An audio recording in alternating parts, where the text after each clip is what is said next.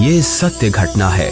परमात्मा कबीर देव जी के सह शरीर इस भूलोक को छोड़कर सतलोक जाने की इस लीला को करके उन्होंने सिद्ध कर दिया कि वे ही सच्चे और पूर्ण परमात्मा हैं। कबीर प्रभु की ये लीला हमें ये संदेश भी देती है कि परमेश्वर किसी धर्म या जाति के बंधन में नहीं बंधा। वो तो सबके लिए एक है और अगर किसी ने सतभक्ति की है तो पृथ्वी के चाहे जिस भी कोने में शरीर छोड़े, वो अपने पुण्य कर्मों के प्रताप से उद्देशित लोक को ही प्राप्त होता है। ये बात उस समय की है जब ये कहा जाता था कि मगहर में मरने वाला नरक में जाता है और अगले जन्म में उसे गधे के रूप में जन्म लेना पड़ता है।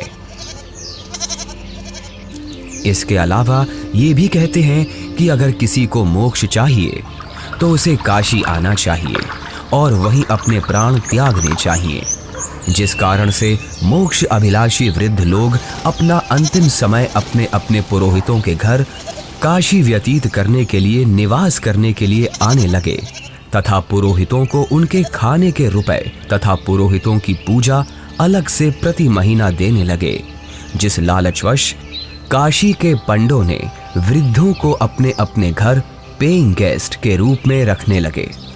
एक एक पुरोहित के घर 10-10 वृद्ध हो गए। कोई रोगी तो कोई अन्य परेशानी से ग्रस्त होने लगे तो उन लालची पंडों ने मीटिंग करके षड्यंत्र के तहत वृद्धों को मारने के लिए गंगा दरिया के किनारे एक करोंत यानी आरा लगाया।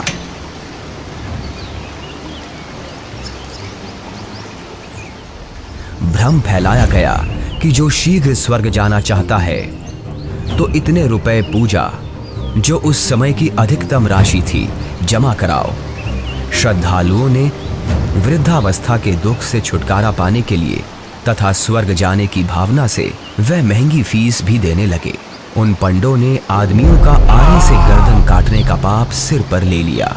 पंडों के षड्यंत्र पर विश्वास करके वृद्ध अपने बेटों से काशी में प्राण त्यागने के लिए आग्रह करने लगे। लेकिन पिताजी, अभी आपकी और माँ की आयु ही क्या है? अभी तो आपको अपने पोतों का ब्याह देखना है, उनकी संतानों को अपनी गोद में खिलाना है। देख बेटा, जिंदगी जीने का लालच तो कभी खत्म नहीं होता और वैसे भी अपने जीवन में हमने अपनी सारी जिम्मेदारियों को पूरा कर लिया। अब जब भगवान के पास जाना ही है तो देर क्यों करना? हमें काशी में पवित्र करौंत लेने में स्वर्ग की प्राप्ति होगी। लेकिन पिताजी, काशी में लगे उस करौत के नीचे आकर मरना तो आत्मदाह हुआ ना? अगर उस आत्मदाह से ईश्वर मिलते हो तो क्यों ना आत्मदाह किया जाए? और वैसे भी यहाँ मगहर में मरने से तो हमें मोक्ष मिलेगा नहीं। अगर हम यहाँ मरे तो अगले जन्म में हमें गधे के रूप में जन्म लेना पड़ेगा। क्या तू चाहता है कि तेरे माता पिता का अगला जन्म गधे के रूप में हो? जितनी जल्दी हम काशी जाकर करौंत के नीचे मरेंगे उतनी जल्दी ही मोक्ष मिलेगा। लेकिन पिताजी। बस बेटा, तू हमारे साथ काशी चलकर वहां हमारी करौंत के नीचे आकर प्राण त्यागने की व्यवस्था कर दे। रामशंकर अपने माता पिताजी के साथ काशी के घाट पर पहुंचते हैं। वो उस घाट पर भी पहुंचे जहां करौंत लगा हुआ है। करौंत से थोड़ी दूर पर ही खड़े होकर वो सभी देखते हैं कि गंगा नदी के किनारे करौंत वाली जगह है।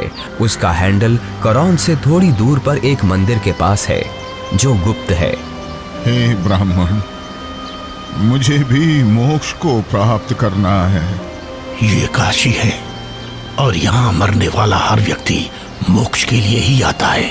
लेकिन मैंने अपने जीवन में बहुत सारे पाप कर्म किए हैं। इससे कोई फर्क नहीं पड़ता है कि मरने वाला व्यक्ति पापात्मा है या पुण्यात्मा। काशी में मरने वाला हर व्यक्ति स्वर्ग को जाता है और मगहर में मरने वाला हर व्यक्ति नरक को प्राप्त करता है। ठीक है, मुझे भी इस आरे के नीचे आकर स्वर्ग जाना है। 50 मोहरें लगेंगी। ये लो। ठीक है, तुम तख्त पर लेट जाओ। मैं भगवान से प्रार्थना करता हूँ कि वो आपको स्वर्ग में जगह दे। हे परमात्मा, इस आत्मा को अपने चरणों में स्वर्ग में स्थान देना। बहुत सारे लोग मोक्ष के लालच में पैसे देकर आरे से कट रहे थे। कुछ माता पिता अपने पुत्रों से अनुरोध कर रहे थे कि हमें भी आरे से कटवा दो ताकि हम जल्दी स्वर्ग चले जाएं। इस प्रकार रामशंकर भी लाइन में लगकर करौंद के पास आता है और अपने पिताजी को करौंद पर गर्दन रखते हुए देखता है। तभी पंडा इशारा करता है। दूसरा पंडा हैंडल घुमाता है लेकिन हैंडल उलझ जाता है। थोड़ी देर बाद पंडा कहता है कि अभी भगवान ने आपकी कुर्बानी स्वीकार नहीं की है, कुछ दिन बाद फिर से आना। तभी हैंडल घुमाने वाला पंडा करौंद को ठीक करके इशारा करता है कि अब करौंद ठीक है, अगले का नंबर लगाओ। इस तरह फिर उनकी माता का नंबर आता है। उनकी गर्दन कट जाती है।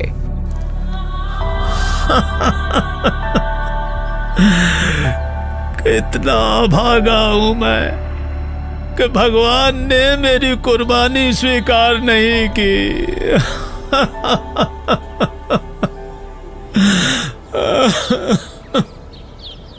कबीर परमेश्वर जी इस भ्रम को दूर करना चाहते थे कि सच्चा भक्त किसी भी स्थान पर प्राण त्यागे वह उद्देशित लोक को प्राप्त होता है। सत्य कर्मों पुण्य कर्मों को करने वाला व्यक्ति, सत्य साधना करने वाला व्यक्ति संसार के चाहे जिस कोने में भी शरीर छोड़े और चाहे जैसे छोड़े, वो अपने पुण्य कर्मों के प्रताप से ईश्वर के पास चला जाता है, नरक नहीं जाता। लेकिन दुष्कर्मों को करने वाला इंसान चाहे जहां भी मरे, चाहे काशी हो चाहे मगहर, उसे नरक की ही प्राप्ति होती है। सतलोक को प्राप्त करने के लिए पुण्य कर्म जरूरी हैं, ना कि काशी क्रोध के नीचे मरना। कबीर जी क्षमा कीजिए, लेकिन हम इस बात से सहमत नहीं हैं। ये पुण्य कर्मों को करने वाला व्यक्ति चाहे काशी में मरे या मगहर मरे, उसे स्वर्ग की ही प्राप्ति होगी। सत्य ये है कि अगर कोई भी व्यक्ति काशी में मरता है तो वो चाहे पुण्यकर्मी व्यक्ति हो या पापकर्मी, उसे स्वर्ग की ही प्राप्ति होगी। और अगर कोई व्यक्ति मगहर में मरता है तो वो चाहे पुण्यकर्मी हो या पापकर्मी, उसे नरक की ही प्राप्ति होगी। और इतना ही नहीं, मगहर में मरने वाला अगले जन्म में गधे के रूप में ही जन्म लेगा, ये भी निश्चित है। उस व्यक्ति को भी स्वर्ग की प्राप्ति नहीं होगी। ठीक है, तो मैं फिर मगहर में ही शरीर का त्याग करूंगा और स्वर्ग नहीं, स्वर्ग से भी आगे सतलोक जाऊंगा। और आप सभी पंडितों से मेरा आग्रह है कि आप सभी मेरे साथ मगहर चलें और मेरे शरीर छोड़ने के बाद अपनी ज्योतिष विद्या का प्रयोग करके ईमानदारी से सभी लोगों को ये बता देना कि मैं कहाँ गया हूँ। लोगों के बीच का ये भ्रम दूर होना चाहिए कि मोक्ष केवल काशी मथुरा में शरीर का त्याग करने से नहीं होगा, बल्कि मोक्ष केवल यथार्थ भक्ति से और मर्यादा में रहकर अपने जीवन का निर्वहन करने से होगा। आज आपके मुक्ति का दिन है। करौंद के नीचे आकर मोक्ष पाने के लिए तैयार हो आप? इस आरे अर्थात करौंद से मुक्ति प्राप्त करने के लिए कितनी मोहरें लगेंगी? केवल 50। पिताजी, आपको उस करौंद के नीचे अपने प्राणों को त्यागने की जरूरत नहीं है। क्यों? पर बेटा फिर मुझे मुक्ति कैसे प्राप्त होगी? पिताजी, मैं अभी एक बड़े महापुरुष कबीर देव जी के पास से ही आ रहा हूं। उन्होंने कहा है कि जो व्यक्ति पुण्य कर्म करता है वो सतलोक ही प्राप्त करता है। उसकी मृत्यु चाहे जहां हो। बल्कि खुद कबीर जी मगहर में शरीर त्याग कर ये साबित करने जा रहे हैं कि मगहर में मरने वाला नरक नहीं जाता। यदि उसने सत्कर्म किए हैं तो वो भी स्वर्ग ही जाता है। आपको करौंद के नीचे अपने प्राण त्याग करने की जरूरत नहीं है। पिताजी, इन दुष्टों ने माता जी की हत्या की है। ये पाप कर रहे हैं। अरे अरे, ये क्या कर रहे हो? कबीर देव जी को ज्ञान नहीं है। तुम्हारा दिमाग फिर गया? ज्ञान नहीं है? वो तो साक्षात परमात्मा हैं। तो ठीक है, हम भी उनके साथ मगहर चलते हैं और देखते हैं कि उनकी कही गई बातों में कितना सच है और कितना झूठ।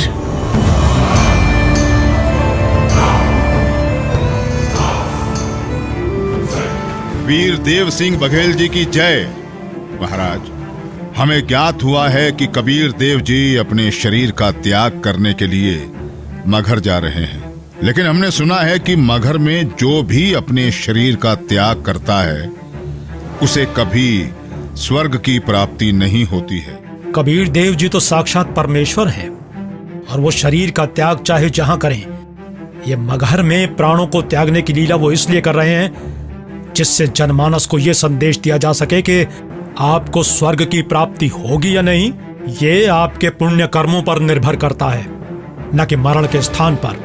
हमें कबीर देव जी के साथ जाना चाहिए।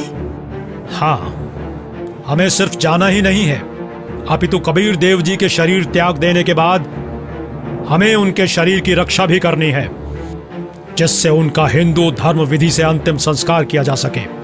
क्योंकि अगर हमने उनके शरीर की रक्षा नहीं की तो वो मुस्लिम उनके पार्थिव शरीर पर कब्जा करके उन्हें दफना देंगे। परमात्मा कबीर देव जी केवल हम हिंदुओं के भगवान हैं, उन मलेच्छ मुस्लिमों के नहीं। इसलिए हम आपको आदेश देते हैं, तुरंत ही सेना को हमारे साथ चलने को तैयार किया जाए। कबीर देव जी मगहर के लिए प्रस्थान करते हैं। वो नदी के किनारे से होकर गुजरते हैं, जंगल से गुजरते हैं। दिखता है कि उनके पीछे काफी सारे भक्त भी जा रहे हैं। कबीर प्रभु के साथ हिंदू और मुसलमान दोनों धर्मों को मानने वाले भक्त हैं। काशी के करौंत का समर्थन करने वाले पंडे हैं, विद्वान पंडित जिनके साथ सालिक राम भगवान की मूर्ति है, और बड़े बड़े टीका चंदन लगाने वाले पंडित जिनके साथ काफी सारी पुस्तकें हैं, वो भी कबीर प्रभु के साथ हैं। रामशंकर और उसके पिता भी कबीर प्रभु के साथ हैं। तभी उनके पीछे वीर देव सिंह की सेना भी आ जाती है। वीर देव सिंह कबीर देव जी को प्रणाम करते हैं। कबीर प्रभु के पीछे काफी सारे भक्त और सेना भी चल रही है। कबीर प्रभु चलते रहते हैं और जो भी कबीर प्रभु को जाते हुए देखता है उनके पीछे चल देता है।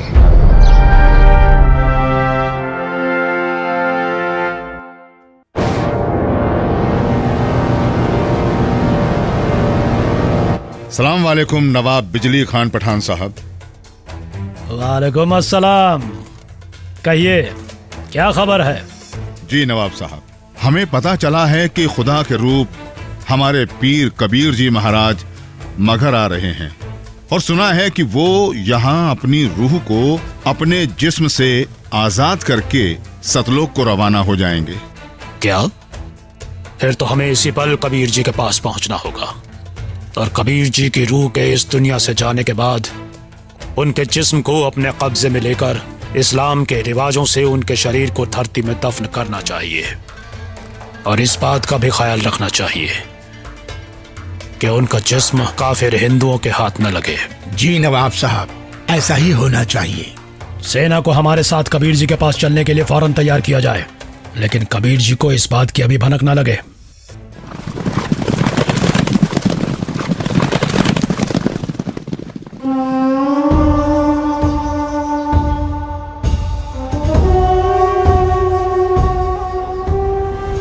लगता है कबीर जी के जिस्म को पाने के लिए काशी नरेश वीर देव सिंह भी अपनी सेना लेकर आया है, लेकिन हमें किसी भी हालत में इन हिंदू काफिरों को कबीर जी के जिस्म को पाने नहीं देना है। आपके आने का मकसद हमें पता चल गया। पीर जी, बिजली खान आपकी क्या खिदमत कर सकता है? मैं अपना शरीर त्याग करने से पहले स्नान करना चाहता हूँ। जी, हम अभी आपके नहाने के लिए साफ पानी की व्यवस्था करते हैं। नहीं, मैं किसी बहते पानी के दरिया में स्नान करूंगा। बिजली खान। पीर जी, यहाँ एक दरिया बहता था जिसका नाम आमी नदी था, लेकिन पीर जी शंकर भगवान के श्राप के कारण उसका पानी अब एकदम सूख चुका है। चलो दिखाओ मुझे वो आमी नदी कहाँ है। जी पीर जी, चलिए। कबीर देव जी, वीर देव सिंह, बिजली खान और उनके सेना और बाकी के भक्त उस आमी नदी के पास पहुंच गए। कबीर देव जी ने उस सूखी हुई नदी को देखा। कबीर देव जी ने अपने हाथ जोड़कर प्रार्थना की और फिर अपने हाथों को हवा में ऐसे लहराया जैसे कि वो नदी को बहने का इशारा कर रहे हों। कबीर प्रभु के ऐसे इशारा करते ही थोड़ी दूर पर नदी की ही जगह पर एक जोर से धमाका हुआ और धरती के अंदर से पानी का सैलाब निकला। ये देखकर सभी लोग चौंक जाते हैं और सभी भक्ति भाव से भरकर कबीर प्रभु को देखते हैं और अपने हाथ जोड़ लेते हैं। पूरी नदी में पानी भर जाता है। सभी लोग खुश हो जाते हैं।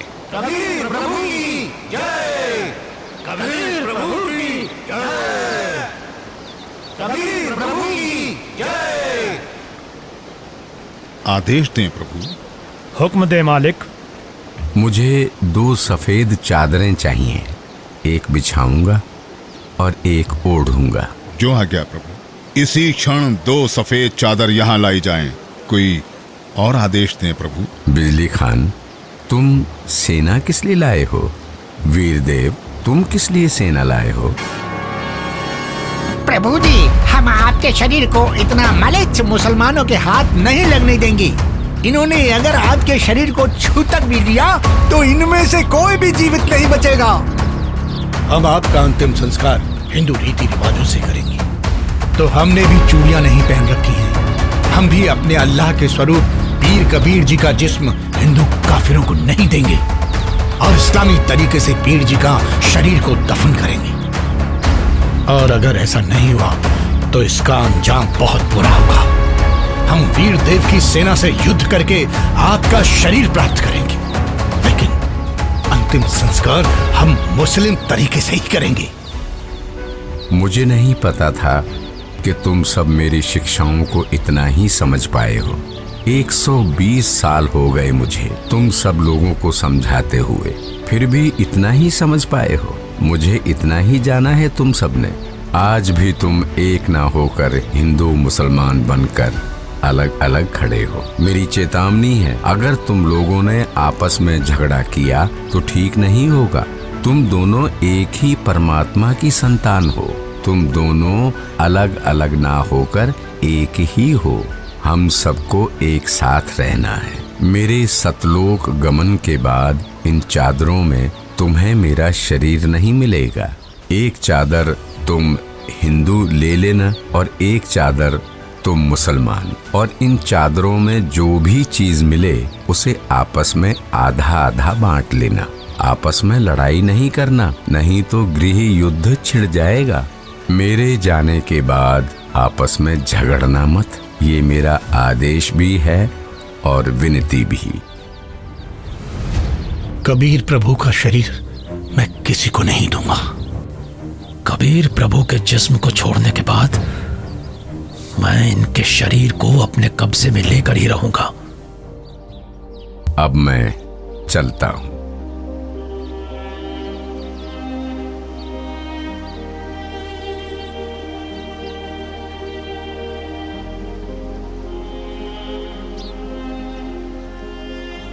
देखो ब्राह्मणों, मैं जा रहा हूं सतलोक, इस पृथ्वी से और तुम्हारे स्वर्ग से शंखों कोस दूर।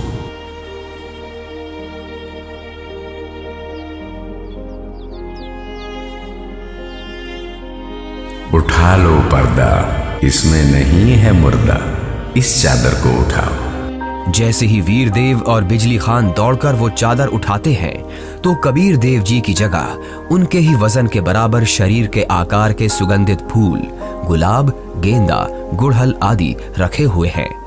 ये देखकर सभी लोग चौंक जाते हैं। सभी लोग हाथ जोड़ लेते हैं।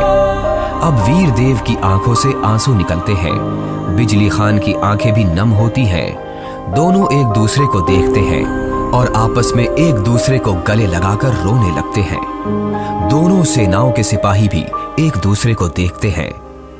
वहां खड़े ब्राह्मण लोगों की भी आंखों से आंसू गिरने लगते हैं। रामशंकर और उसके पिता के भी आंसू गिरते हैं। सभी लोग एक साथ कबीर देव जी के नाम का नारा लगाने लगते हैं।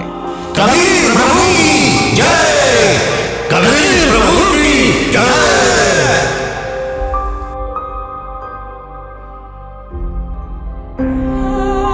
कबीर प्रभु, हमको माफ करना, हमने आपको पहचाना नहीं। आप तो खुद अल्लाह ही थे। बहुत बड़ी गलती हो गई हमसे। हमने भगवान को नहीं पहचाना। कबीर प्रभु की बात हमने नहीं मानी। अब हम सब एक होकर रहेंगे और उनकी कही सारी बातें मानेंगे। या अल्लाह, माफ कर हमें।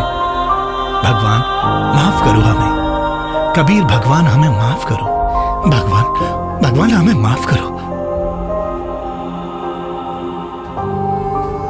फिर हिंदू और मुसलमानों ने आपस में वो फूल बांट लिए और मगहर में ही कबीर प्रभु की याद में 2 अलग अलग स्थानों का निर्माण किया। और फिर उन्हीं में से कुछ फूल लाकर वीर देव सिंह ने काशी में चौरा का भी कबीर प्रभु जी के स्थान का निर्माण किया। उसे कबीर चौरा नाम से जाना जाता है। वहां पर कबीर पंथ का बहुत बड़ा आश्रम बना है। कबीर प्रभु जी ही सच्चे और पूर्ण परमात्मा हैं, जिन्होंने हम सबको रंग भेद, जाति धर्म भेद आदि के आधार पर ना बंटकर एकजुट रहना सिखाया। परमात्मा एक विशेष जाति या समूह का नहीं होता। परमात्मा तो सबका एक है, जिसका नाम कबीर देव है। ये 2D एनिमेशन संत रामपाल जी महाराज के सत्संग प्रवचनों का अंश मात्र है। संपूर्ण आध्यात्मिक ज्ञान प्राप्त करने के लिए अवश्य सुनिए संत रामपाल जी महाराज जी के मंगल प्रवचन। आप संत रामपाल जी महाराज जी के मंगल प्रवचन संत रामपाल जी महाराज एप्लीकेशन पर भी सुन सकते हैं तथा उनके द्वारा लिखी पुस्तकें भी डाउनलोड कर सकते हैं।